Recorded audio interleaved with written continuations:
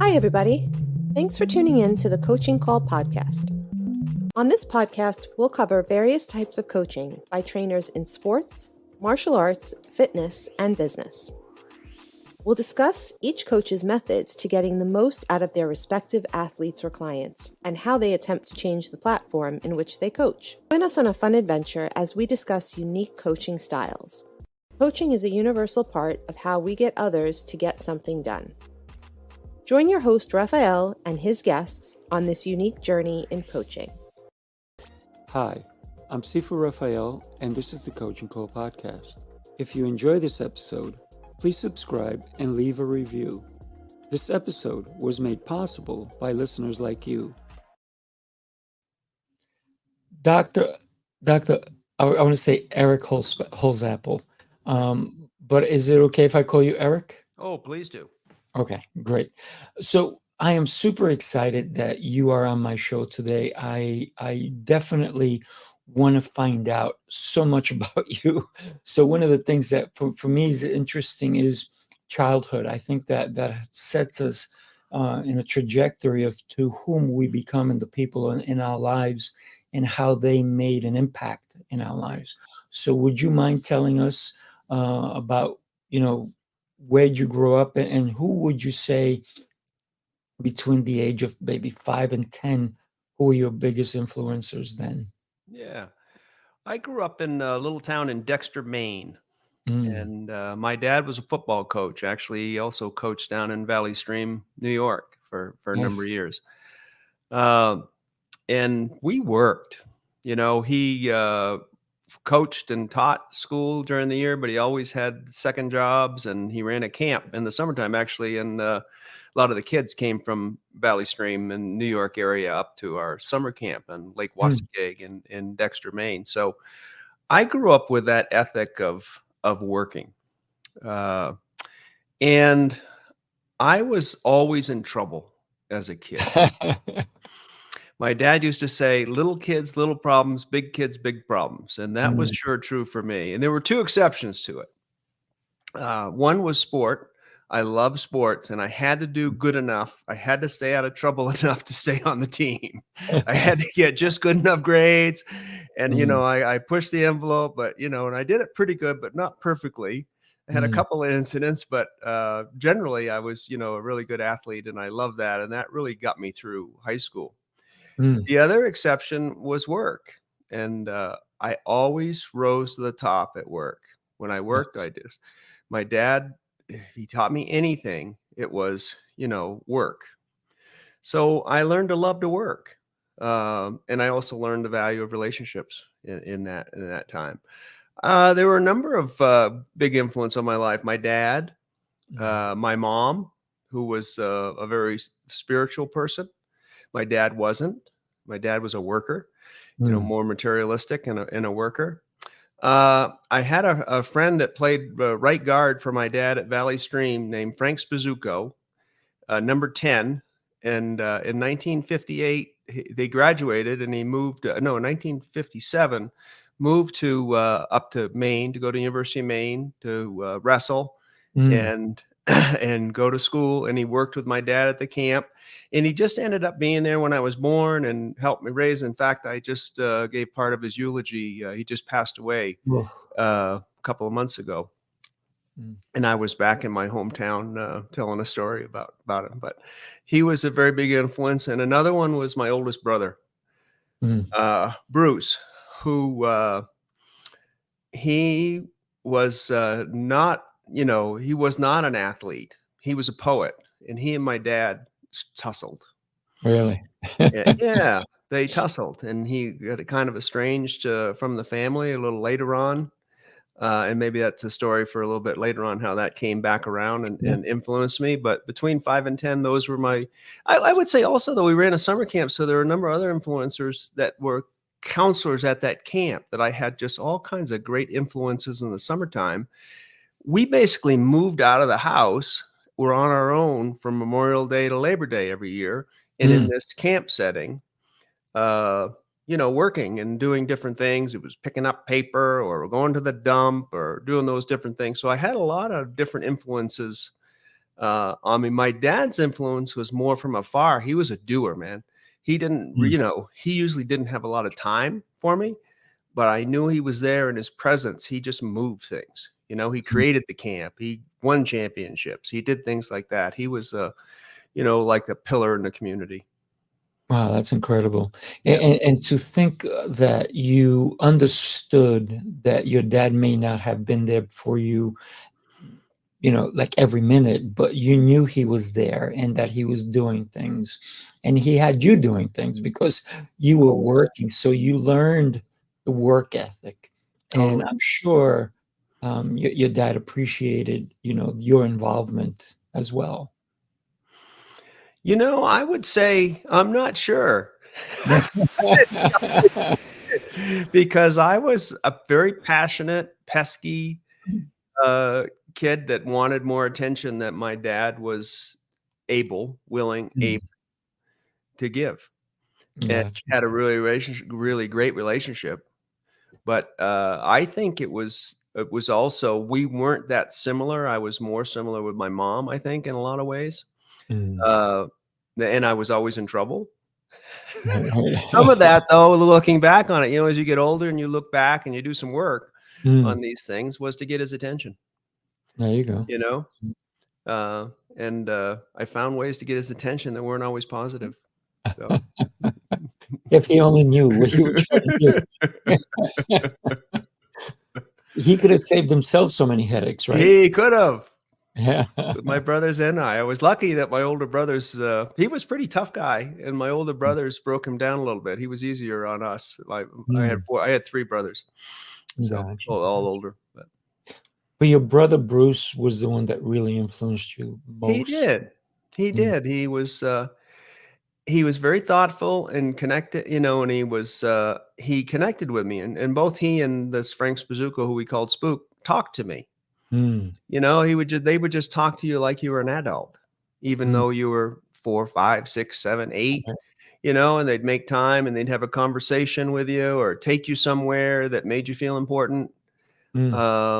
So yeah, very definitely they were, as I later developed, voices of people, and they were people that I'd hear their voices when I'd have difficult decisions. But it also influenced me a lot because they were Spook started the Historical Society in Dexter. My brother was a poet. So when I had some important life decisions, even though I shaped a lot of my decisions around money, there were always those voices there that kept saying, there's more, there's more, there's more. Wow. That's incredible that you said you created these voices, but there were real people. You were not. Yeah. You were not I can remember crazy. them developing. Yeah. Yeah, we have a voice, right? I mean, we have a voice, and sometimes they're multi voices, different voices, and then over time through work, and the work that I do with mindfulness, it was like merging that to be a very powerful voice, to voice that guided me in good ways, rather than, the little devil that I had in me when I was growing up. So I had another voice too, a little rebellious. Eventually, you stopped getting in trouble. I don't know if I ever did, but I guess it was a guy. I'm trying to think who the congressman was passed that a little while ago. It was Good Trouble. Later on, I learned how to start Good Trouble. There you go. How to.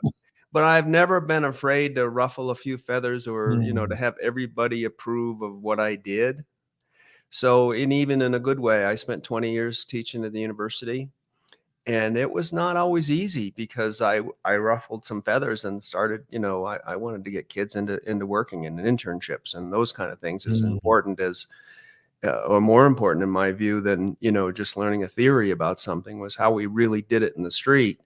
Yeah. And, that wasn't always appreciated. And, but I was a bull in a china shop, which made a difference for a lot of people, but also made it a pretty stressful tenure. Nice. Good trouble. I like that. I like good trouble. So how long did you work at your dad's camp? Did you do it as a teenager? Did you do it when you were a young man? How long? Yeah, all the way. I can remember as early as 5, working, helping him and doing different things. And the camp evolved. It was a boys' camp, and then it was a girls' camp. Troubled girls from different parts of the country came in. Mm. And then it was a campground. And my dad did all the work with a chainsaw, and we helped him cutting and making Wow. campsites and doing that stuff. All the way up into college, my summer job was running the campsite, running the campground, Wow. and so all that way, I did, go out and work at the local mill and some other stuff in addition, but it was a mainstay to work there at the family. And we have a place there now. I took my kids back there. He ended up subdividing it. Mm. He was very entrepreneurial. When we grew up, I moved to Colorado. He ended up subdividing it. I ended up, just before I got married, getting one of the lots and built a camp there. And now we have that. And we found a way to get the Wow. island out in front. And we took my kids back there every year of their childhood. I have 3 kids. And, Nice. we now go there in our summers and spend extended time there. And just those memories of growing up there. And what we do there is work.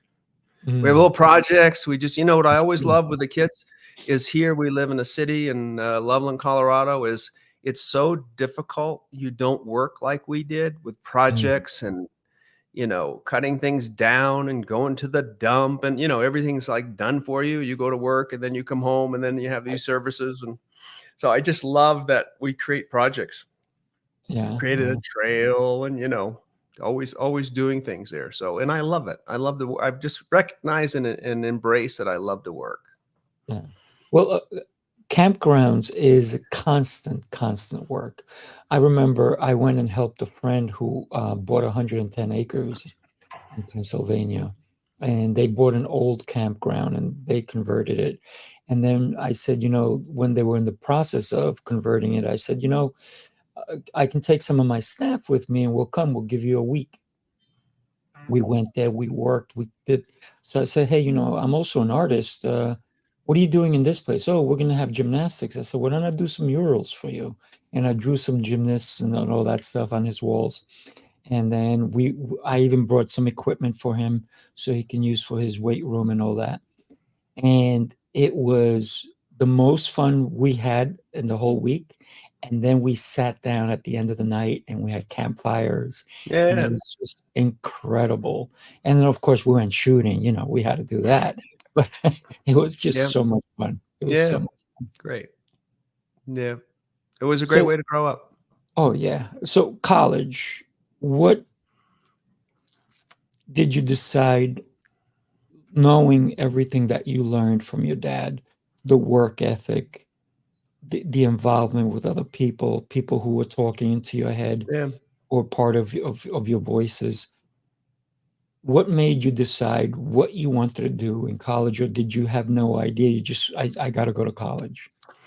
I'd say, first of all, I think it was kind of a miracle I got into college. I think my dad called somebody. He was superintendent of schools at that time, and he knew everybody in the state. And I don't know Mm, how I got in because I was, yeah. I've kept my senior report card, and it is like, how the heck? I tested pretty good, but I don't know how. But anyway, and I actually got in a 2-year program and transferred to a 4-year after the first semester when I decided I was going to do well. Mm, Um, I could turn it on and do well, but most of the time I was, more distracted on other things. But I decided that I wanted to make money because the things that I wanted to do and enjoyed doing took money. I love to snow ski. That's why I live in Colorado now. I ski and mm. steamboat. I like to travel, and I like nice things. I got that from my mother. She never really got to have them.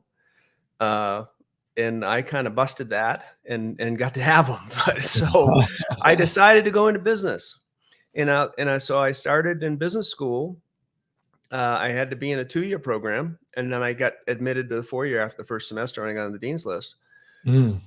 And I really hated business classes. I found them to be boring, learning little things. But then I had my first economics class, and I said, wow, this is Yeah. how the world works. Yeah. And my brain just clicked. And I love school. I went on, eventually went through and got a PhD in economics, years later, after being out and successful in business for a while. It was just like, I just loved economics, and I learned the business tools because I just loved economics. Mm. It made me understand how things worked. And that kind of released me to work the system, Mm. learn and get involved and get in the way of the inevitable and so many times, and really paid off for me. Beautiful. So Yeah. what was your first job aside from the Oh, camp? Kmart. So I got to embellish Beautiful. a little bit. So I walk in, I apply for a job as a stock boy, Mm. right? And I'll never forget. I walk in and I have an interview with Mr. Davis, the Kmart, the only thing out on Hogan Road in Bangor, Maine, close by the campus. And I apply for a stock boy's job, and I come in to see Mr. Davis, and he goes, I like your resume. I like your application. He says, and I know you've applied for the stock boy job, but I think you can sell. And we have a need. We really need Mm. somebody. And this was just before the Christmas season in our millinery department. And I'm a little kid from rural Maine. I'm thinking millinery is probably baronets and camping gear and that kind of stuff. So he said, let me take you down and show you. And I go down, it's handbags and scarves and purses and wigs. And he looks at me and my face is just white. I'm just going, and he says, I tell you what, if you take this job and bail us out from now till Christmas and you decide you want that stock boy's job, I'll transfer you, but you'd really help us out because we're really in a bind here. I'm a team player. I said, all right, I'll do it. So my first job was getting on this, at the time they had, Kmart's not even here anymore, right? They are, and I just came back from New Zealand, and they are Kmart still in New Zealand, but here they're gone. But there was what was called the blue light special.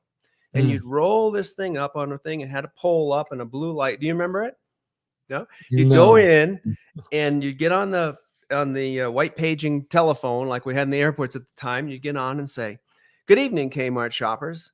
We have on sale here in our ladies' millinery department, ladies' Dolly 3 wigs. Usually $19.99, just $15 with that famous blue light flashes. So hurry on over, Kmart shoppers, and take advantage of these fantastic blue light savings." Every time I said that, a little bit of me died. Really? It was like, it was close to the campus. I'd gotten my best friend a job in the hardware department. He got to talk about hammers, and I'm over talking about wigs. Friends would come in, would come in and laugh at me and giggle. I was embarrassed. I was embarrassed because I was really good at it. I'd say, that looks really nice on you. Would you like me to have you wrap that, or would you like to wear it home? I could sell wigs. Wow. Anyway, Christmas came and I said, Mr. Davis, it's the stock room for me. And I got my first corporate lesson. I was never the same at Kmart. Even how could his number one wig salesman leave the department and go back to the stock room? So I was never treated quite the same. And I left Kmart shortly thereafter and went on to a series of other little jobs. But I always rose to the top. I went to, light bulb sales. I was in automotive, all those things. And but I always rose to the top of them, but I always felt dead ended until I got through. I went right from economics degree, got an MBA. I moved to Colorado, got an MBA, and when I got my first real estate job. And that was the first time I felt like, wow, there's a wide open space that I can succeed and do anything in this field. Yeah. And I was just unleashed at that time. But up until then, I kept hitting the ceiling and saying, I don't like this. I don't feel fulfilled. I don't want to do this. And then when I entered in the field of real estate, everything just kind of opened up for me. I understand the real estate, but what do you mean that it opened up for you? Was it because it's endless possibilities? Because Yes. you're enriching people's lives, because you're making a difference, or because you're seeing their eyes light up when they see this is what I really want in my life? Later on, and through teaching and some other things, I got the enriching people's life. In that stage, I was really mostly very selfish. Money. Yeah, I was lost, single. I got my first job. I was in real estate. Within a few years, I was the manager and then CEO for an Australian group that they moved in the 80s and were buying up everything like the Japanese were. And I ran their North American. I got moved to LA and was running offices and working all the time. So no, it was more about me and success. And I hit success, on all the outward terms, but inside I was dying. I was single. I was drinking too much. I was eating, I was overweight. I got transferred to Boston to a New York Stock Exchange company that they had. I'd done a good job for everything. They had really big trouble. So they said, can you go to Boston and help us? So they moved me to Boston. And the good thing was I could stop traveling. The week before I traveled 50 weeks, so I was like a walking boarding pass. Yeah, right. So, and I got a scale and I said, I knew I was overweight. I wasn't hanging around health clubs though, or any place that had a scale. I was hanging around bars, mostly. I couldn't tie my tie and I couldn't get my belt, my pant thing done, but I wasn't giving up. I was not, but I stepped on this scale. I bought a scale in an apartment. I had an apartment overlooking Boston Harbor, and I stepped on this scale and I looked up in the mirror and I go, man, you got to make some changes or you're not going to be around very long. And I finally got to look at myself and what it's doing. And I did make some changes at that time. I started running again. I was an athlete. I hadn't run in 5 years. I think I had to go. I didn't even think I had sneakers. I had to go buy them. I started, I got on a Nutrisystems diet. I lost weight. And somewhere in that, I found yoga. I don't know where. I didn't know anybody that did yoga. Right. I don't even think I had yoga studios back then. Now they're everywhere, but Right. I found a tape of Patricia Walden and I'd watch that tape and I started doing yoga, and that introduced me to mindfulness, which that wasn't even a word for me back then, but it was just yoga and breathing and my breath and I had become disconnected with my body. It was like Ken Robinson says, my body was something that took my head from meeting to meeting. But I got back into sport. I took up golf. I left that job. I said, no, this isn't going to work. I applied for a PhD in economics. I met my wife. And the big thing that happened, going back to my brother Bruce, was during this time, he got reconnected with the family. He had started meditating. And I saw him. He hadn't come around for quite a while. He started coming back around. He got getting closer. He opened up to my dad. My dad opened up, and it was like I got my family back. Wow. It was like I watched it, and it was the first time I'd experienced one person changing and it changing the whole world. Wow, that's incredible. It was. And he said, you want to try it? He's still one of my mentors. We stayed in touch, and I said, well, geez, yeah, that's magic. I'll try it. And I'd done yoga, but I had never had the tie with it and meditation or anything. It was all physical for me. I thought it was anyway. And I had immediate results with it. I was more calm, more relaxed, less stressful, more present. I improved in athletics. It helped me in all the areas of my life. It let me start to have a relationship with my wife, to get married. But I didn't come out for a long time. But that means, I was a closet meditator. I didn't, and I was a closet yogi. I just did it at my stuff at home in the morning early, and I just went about for years and years and years. I didn't run around like I'm doing this morning saying, meditate and try this, do this, be mindful.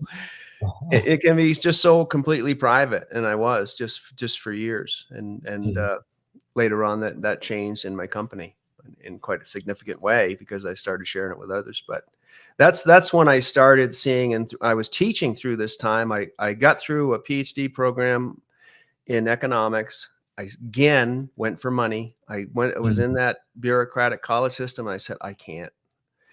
I want to make more money than this, and it's too constraining.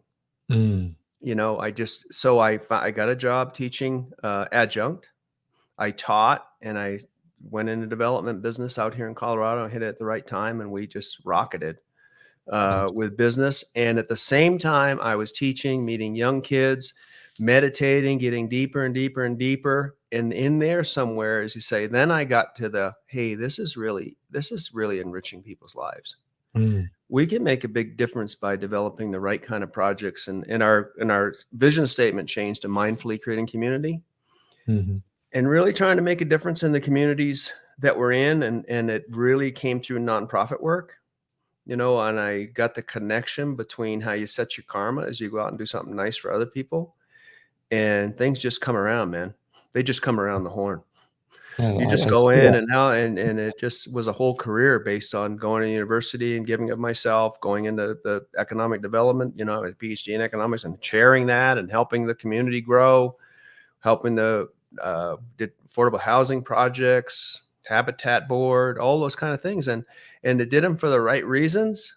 But man, does karma come back and show you and give you opportunities and projects that you just never even dreamed of.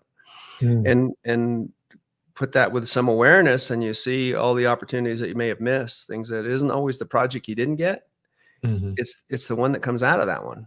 We did better things with projects that we lost money on and then said, oh, look at this opportunity that came up. We can write that off and take that knowledge and go do this. Oh, And the whole thing was just a tremendous ride.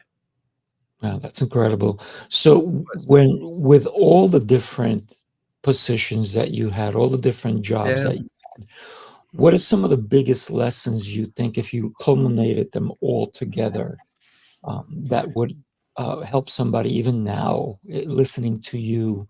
Because it sounds like you have truly taken everything and you understood that which didn't resonate with you.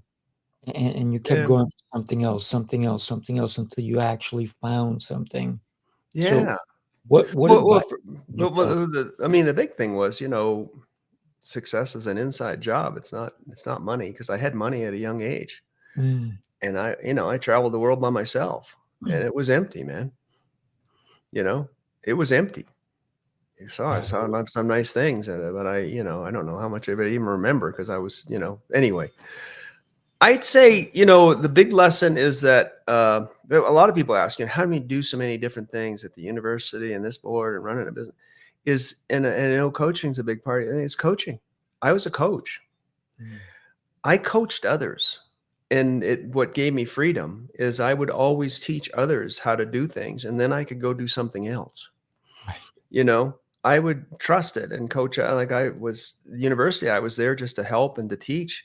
But we ended up having an internship program and bringing kids in, and I got to see some of the sharpest kids. And if they didn't land with us, they landed somewhere else.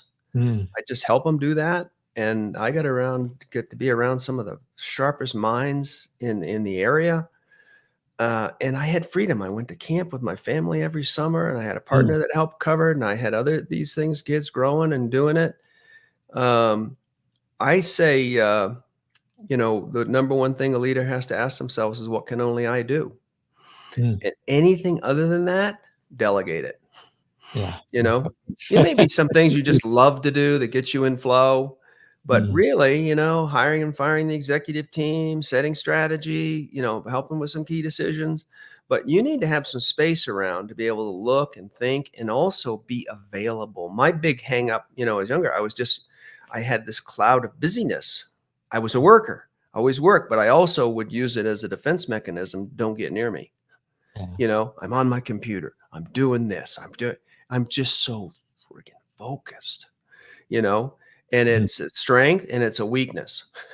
So I learned to lighten up a little bit, and I'm still too focused. I just got back I go on vacation. I got to get to this place. And my wife's going, hey, what about me? Okay. Okay. Slow down. Let's see a few things. yeah. So You starting to talk to people was huge, and starting to really see people not just for what I needed them to do, but for their own hopes and possibilities, fears, possibilities, and start seeing, what matters is people find their purpose. If mm, you want to be around motivated people, help them find their purpose. Find your own, mm. because you want to be That's motivating, be motivated. If you want to mhm. be inspiring, be inspired, is what I learned. Yeah. And help other people achieve their dreams, because how limiting is it? I want all these people around to help me fulfill my dream. No, why don't I help them fulfill theirs? I got a Mm, whole group of people that have families around that are just incredible, and they mhm, put their families first, and that's why we work. And it's okay. They mhm. get their work done. They're Yeah, there right. when you need them. If they're responsible, and if they can't be responsible, then they're the wrong ones on the bus. Mhm, You know, it isn't everybody, but if you find people that can get in touch and find their true motivation and it's aligned with yours, you have some trust, it can be just a wonderful ride. It can be. And I like the fact that you said the bus, because if you had to put 10 people on your bus, which ones do you want? Right. Absolutely. Is it And the it's ones hard that sometimes, and as a leader, sometimes you have to ask people to get off the bus. We've had some awful things that yes. just weren't aligned. I said, I'll compromise money, I'll compromise time, but I'm not compromising my values. You know, I'm not, there's lines. And so sometimes, yeah, you have to have someone get off the bus, and it's painful. And like I had a lot of people say, boy, you can't be friends with them. I had people say you can't be friends with your kids. I'm glad I didn't believe that one. Yeah. You can't be friends with. Well, I can be a friend with somebody and still part with them Hmm. in a compassionate way, Right. you Yeah. know, because if I don't truly care about people, that they see that. Mm. It's not like, if you It's truly care apparent. about somebody, you don't have, it's not an act. It's just who you are, and you see that. And it doesn't mean you're being stupid and you're going to throw money away but it means you pay attention and you're compassionate but leadership is about making these decisions, getting the right people on the bus, having some people get off the bus to make room for the right people, Hmm. and setting the direction of the bus. That's it. You So let know, me ask you, Eric, and I love the name of the book that you wrote, Profit with Presence, the thank you. 12 Pillars of Mindful Leadership. So tell me, what possessed you besides all the people you encountered and all your Yeah. 5,000 jobs that you've had? What propelled you to say, I need to put this out there for other people to learn from? Yeah. Well, first, I with our company, and we have a small company. It's a small regional Northern Colorado real estate company called LC Real Estate Group. And then I started offering it to other people. I put together a nonprofit called Living in the Gap, Mm, livinginthegap.org, where we started mindfulness programs for others. And I wanted to expand that reach because it's a pretty small group. We had 12 to 20 people come through, a 9-month program a year. And the primary reason for the book was that I wasn't happy with the state of the world. mm, And I saw the difference that a business can make. I think business views themselves as being too limited. And I don't mean making, political statements and saying you on it, but we just want the world to move. Business moves the world. And I'm mhm. not saying left, right, this agenda or that agenda, but damn, let's make a compromise and move it, because that's the only way to make business go is this if we work business is the melting pot of the left and the right, of all these different genders, of all types of races. It's where we not only we have to melt. We're mandated to get together and do whatever we have to do to move the business along. Mhm. And we move the world. So I said, business, I think if they could see their role in ending the nonsense that's going on. People say, a lot of times I talk to business people, oh, mindfulness, that's woo woo. And I go, well, no, you Right. know, we're disconnected, Mhm. we're distracted, we're divisive, we're unable to move our agenda in key areas to make a difference for people. That's woo woo. That's right. Mindfulness, in one word to me, is focus. In business context, it's focus. Mm. A lot of things, there's a lot of things that distract my focus, but mindfulness is getting those all out of the way and say, this is what's important to me.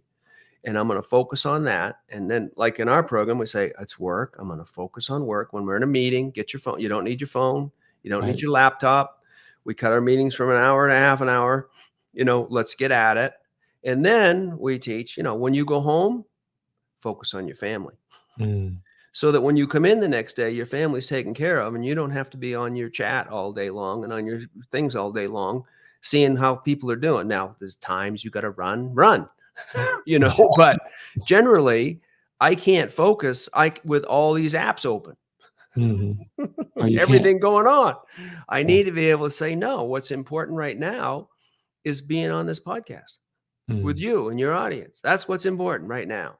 Oh, thank you for that. And when I'm done with that, the next thing's important. But so the book was out there to say, hey, business, you got a way bigger role to play than what you think. And you're not just about making money, Yeah. because profit is not a purpose. Profit is the result of a purpose-driven organization, which is organized and designed by purpose-driven people. What are we trying to do? You know, families is a big thing. Yeah, I want to have an outstanding family in an outstanding community. And it's possible. There's a quote in your book, and I love it. The beginner's mind means to know nothing absolutely and be curious. In the beginner's mind, there are many possibilities, but in the expert's mind, there are few. And that's by Shunryu Suzuki. Yeah, beginner's mind. What And a mind, beginner's great- mind. I'm so happy you put that in here because Well, it's, we get thinking we know, and then we rule everything, and then we don't have to talk to anybody. You know, as a leader in a company, people don't want to talk to you if you know everything. Mm, You know, if you say, you know, what do you think about it? You start learning there's more things out there, you know, and you have so much to learn. well, that's a growth mindset, right? Absolutely. And a lot of Versus a fixed mindset. Yes. which is a lot of leaders. They know it all, right? It's almost like a 13-year-old who knows it all. Well, you can get so far with it, right? Yeah. You can get so far with it because it gets focused, and you don't, you know, and we need to be able to be decisive and make decisions and those kind of things. But we also have to realize how limited that is. Wow. You know, a leader has to look at those options at some point and say, I've got the information, go. Right? Mhm. Yeah, So- yeah. So you started this organization, a nonprofit. Why did you do a nonprofit? Is it because you see how enriching your organization is helping people? Yeah, and I wanted to keep my motivation right. Mm-hmm. You know, I don't want to get into it and say it's about making money. I've made money, and I know I have a way to do that. This was a thing, and saying, hey, how do I show others that they can make money, and, Mm. you know, they can make money to enrich their lives. And it's, what's the money for? You know, how can I help show others that it's what's the money for? So it was a statement of me to say, keep your intentions clear, your motivations clear. This is not about how Eric can go make some money out of what he's learned about mindfulness. It's about how you share this message and try to turn the course of the world a little bit. You know, I just think if we could all move the needle a little bit, we'd find that we'd make a huge difference. Mm-hmm. If one or two people are doing all the paddling, and, you know, most people are just headed for the shore, you know, it's going to be a tough ship to turn. But if everybody just said, you know what, I can make a difference. I can make a difference in my family. I can, myself first. It always starts with yourself, right? Can I make a difference in myself?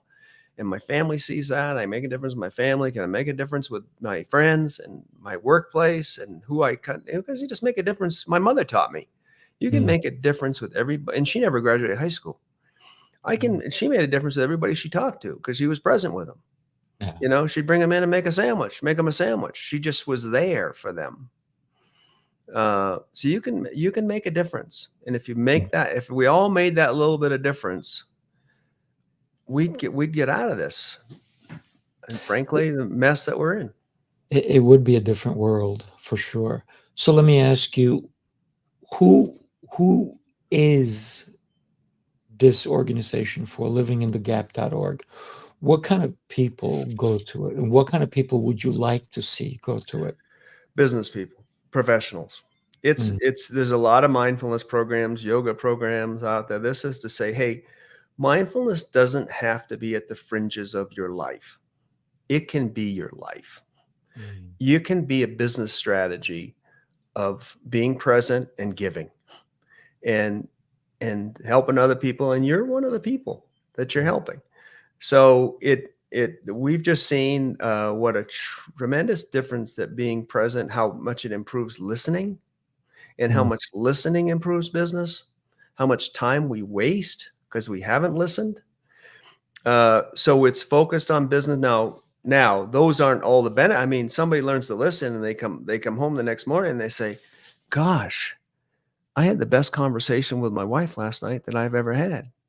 our focus is on business, but it doesn't. I'm just saying how you are in one thing is how you are with everything, and it flows through their whole life. The number one, I mean, people's relationship with their kids are just, they realize that kids, it isn't what you provide for their kids. The kids just want you to be present.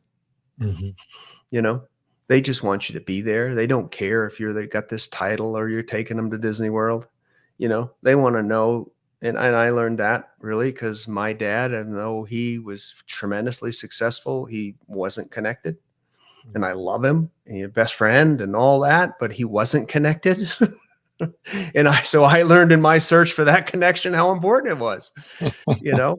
And so anyway, it's professionals is what we're looking for. We want to Nice. have professionals that come in, want to make a difference. Hopefully they have a goal of leading an organization, and either are leading it or would like to lead an organization, because organizations have to change from the top. Yeah, that is a key. I love that you brought your brother Bruce back into the picture and how you saw him change. And I love the fact that you said that one person can change the world. And he Yeah. did. He changed your lives, your family's lives, He did. if you will, right? Because he found himself through meditation. Yeah. And then he opened up, and I guess forgiveness had to come into the picture too. Oh, wow. Yeah. Yeah. No, huge. I mean, people don't usually get how forgiveness is for yourself, that it really, you have all that in you. And for you to see clearly and to focus, you know, that's something you have to give up. That's one of the things, like I say, it's focus, but to focus, we have to clear other things out of the way. And resentment, hatred and resentment in the way is a big detriment to focus. So yeah, definitely. And I watched him forgive my dad for things that were probably unforgivable, you know, not in a serious, harmful, No, I get that, but still, but emotionally, yeah, we're of very course. hard. Yeah. Yeah. Well, once you speak certain words, that you can't unhear them once you heard them, right? Yeah. So those can be hurtful. It Yeah. could be. It doesn't have to be a physical thing. It could be the words Yeah. we use, Yeah. how we communicate with one another. And he Or started with not coming right. around and forgiving, and then my dad opened up, and it was like, and it changed my dad's world, because my dad didn't like that. I mean, he's had a family, you know, and there was something in the family that was missing, and he got it back. So even Absolutely. though he never really changed, my dad, you know, he was in Mhm. his 70s at the time, and he was pretty stuck in his ways, and he went out that way, but he went out better because of my brother Bruce's forgiveness. Yeah, for me, forgiveness is truly everything. And some people, they'll say, "Yeah, I forgive you," but then they bring it back up later. That's not real forgiveness. True forgiveness is not bringing it up. True forgiveness is letting it go entirely, and like it never. I mean, it did happen, So, but not bringing it up over and over. and from mindfulness, what I've learned is it may still come up as a thought to me, Yeah. but I notice it and let it go again. Let it go, let it go, and let it go. It's not that it'll never come up for me again, because I was wronged. Mm. But it said, no, I moved past it. My vision's here. Mhm. Thanks for sharing. I'm going here, Right. not there. That's the past. Goodbye. Yeah. Well, that's a closed mindset when you only focus on certain things, Yeah. and there's no room for growth. There's no room Yeah. for Awesome. anything else, right? Awesome. Yes. So you have done all these different things in your life. You've seen so much. In all your travels, what is one common thing that you see that can unite people? Just presence, Mm. being alert and aware that where you are and not stuck in your head, you know, and Yeah. now it's stuck in my head or stuck in my phone, you know, which is just an extension of the head, you know, it just boom, you know, to be present. Mm. And everything in its business is so great at getting our attention. It's got everything, every little app, every little this, every little that. Oh, there's a slip of attention here at 11:47. How do we get that person's attention? There's Mm. only one thing that's going to reclaim it, is our own intention. to get our attention back and say, no, yeah, I'll check the news when I need to check. I need to be informed. I don't have to be inundated. You know, I need to get on, do some social media, promote things, but I don't have to live on it. You know, I have to make those things to say, no, I need to make some space for presence and to, you know, when I want to, and make some time to be with the people that are important to me. It Yeah. can't be just, you know, in physical proximity. It has to be, I'm actually there, Yeah. which Yeah. is a challenge for all of us, Mm. but it's meeting that challenge and just being present with who's ever in front of you at the time, at the grocery store, at, you know, whatever it is, at lunch. Can I be present with who's there? Mm. When it comes to being present, and you said it starts with you, right? Your breath, the way you physically feel, how you interact with other people. When we consider leadership, and you talked about it earlier about being present and being a better leader. One of the things that you also said was to delegate, and how important is that for a leader? Because I think when we delegate, we give an opportunity to other Totally. people, right? Exactly right. And allow them to grow, you know, and it's a statement of confidence. You know, I've worked myself at every job I ever had. Mm. Everyone. I've worked, you know, I've always said, you know, how do I get this going? And I'm a developer and I'm a teacher. So I develop things, and I can't develop the next thing if I'm stuck in the last thing. Right. So you know, but what opportunities that gives people. But some leaders don't lack the confidence that, you know, there'll be another lily pad to land on, that Mm. someone else's growth allows the organization to grow and them to grow. And then you have, you know, you can get more done. You're really limited at what you can do by yourself. Oh, If without you a doubt. think you're going to do it all, you know, what quarterback doesn't have a lineman, you know, and a guard and a end and a halfback and a defense? You know, you're really limited if you think you're going to do it all. No, you need a So the team. more you can delegate, and there's times you grab the ball, you know, and through presence, you know that. No, I grab it. This is my turn to speak. Mm. I go to the mic. I take the arrow. I take the hill. You know, I'll take the blame. Yeah. But there's also time to let other people shine and not worry about who gets the credit, you know? Beautiful. When you consider, and one of the things that you said is that you always work yourself out of a job or out of a position or out of Yeah. something in order to create something new. One of the things that I tell people who I hire is I'm like, this is not your final position here. If you think that's it, then we may have to look for someone else who wants to move on. So for me, Well, it's always about the growth, right? So if somebody comes to me, and one of the things I'm always saying, you need to teach your position or whatever you're learning, you need to teach it to someone else so they become good and you become better.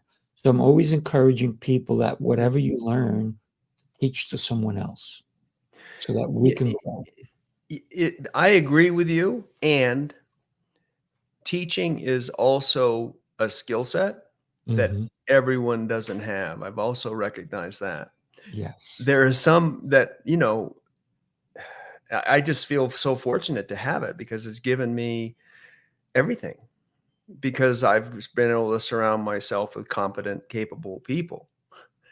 But I've also learned, like I watch our company and I go, well, they aren't all going to do it the way I did it, because they aren't all natural teachers or coaches. I like coaching even better than the teaching word, is coach somebody, because that's about them, Mm. right?